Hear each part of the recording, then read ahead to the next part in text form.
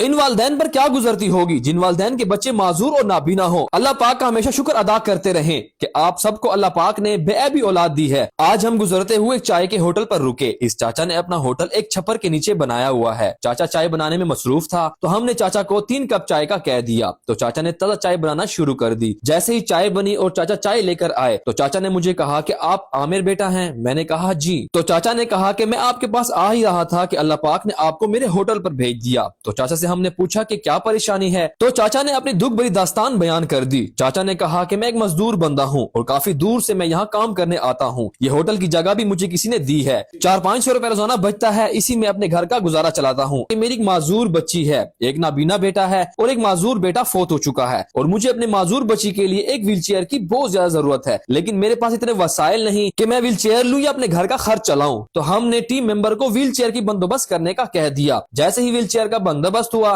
چاچا کو ساتھ لیا اور چاچا کے گھر کی طرف روانہ ہو گئے۔ پاکستانیوں، چاچا کا گھر یہاں سے کافی دور ہے تو کافی منزل طے کرنے کے بعد بالآخر ہم چاچا جی کے علاقے پہنچ گئے۔ ان کچے راستوں سے آپ بخوبی اندازہ لگا سکتے ہیں کہ یہاں پہ زیادہ تر لوگ غریب طبقہ آباد ہے۔ جیسے ہم پہنچے، چاچا کا نابینا بیٹا ہمارے سامنے آ گیا۔ پاکستانیوں، یہ وہ بچہ ہے جو چاچا جی نے کہا کہ میرا ایک بیٹا آنکھوں سے نابینا ہے۔ آنکھیں اللہ پاک کی ایک نعمت ہے، ہمیں ہر پل اپنے رب کا شکر ادا کرنا چاہیے۔ تو ٹیم ممبر نے ویل چیئر کی ان باکسنگ کی۔ ٹیم کی طرف سے ویل چیئر اچھی کوالٹی کی خریدی گئی اور یہ ویل چیئر بہت زیادہ وقت گزارے گی۔ ماشاءاللہ آپ سب دیکھ سکتے ہیں بہترین ویل چیئر۔ تو اس نابینا بچے کو ویل چیئر پر بٹھایا اور چاچا کے ہمراہ گھر کی طرف روانہ ہو گئے۔ پاکستانیوں، معذوری سے انسان کو بہت ساری مشکلات کا سامنا کرنا پڑتا ہے۔ یہ نابینا بچہ جو اپنی آنکھوں سے دیکھ نہیں سکتا، ایک لمحے کے لیے سوچیں کہ ان کی زندگی کیا ہوگی، یہ اپنی زندگی کس طرح گزار سکیں گے۔ جیسے ہم گھر کے اندر داخل ہوئے تو معذور بچی کو چارپائی پر لیٹے ہوئے دیکھا تو دل بہت افسردہ ہوا۔ اللہ پاک آپ سب کے بچوں کو سلامت رکھے۔ اس گھر کی حالت آپ سب کے سامنے ہے، خستہ حال کمرے، جس طرف بھی دیکھیں آپ سب کو غربت ہی غربت نظر آ رہی ہے۔ انسان پر غربت بھی ہو اور مشکلات میں بھی ہو، زندگی بسر کرنا بہت مشکل ہو جاتا ہے۔ اس کے بعد چاچا نے اپنی بچی کو اٹھا کر سیدھا ویل چیئر پر بٹھا دیا۔ پاکستانیوں، ہماری کوشش ان جیسے معذور بچوں کو سہارا دینا ہوتا ہے۔ جب بچی سے بات کرنے کی کوشش کی تو ہمیں ایک اور بات معلوم ہوئی کہ یہ بچی بھی نابینا ہے اور بول بھی نہیں سکتی اور معذور بھی ہے۔ یہ سن کر دل کانپ گیا۔ یقیناً اللہ پاک نے ہم سب کو، ہمارے بچوں کو بڑی نعمتوں سے نوازا ہے۔ ہر پل اپنے رب کا شکر ادا کرتے رہیں۔ یہ 4 دن کی زندگی ہے، اس زندگی کے ہر دن کو قیمتی بنائیں۔ اپنے آس پاس ایسے تمام بچوں کا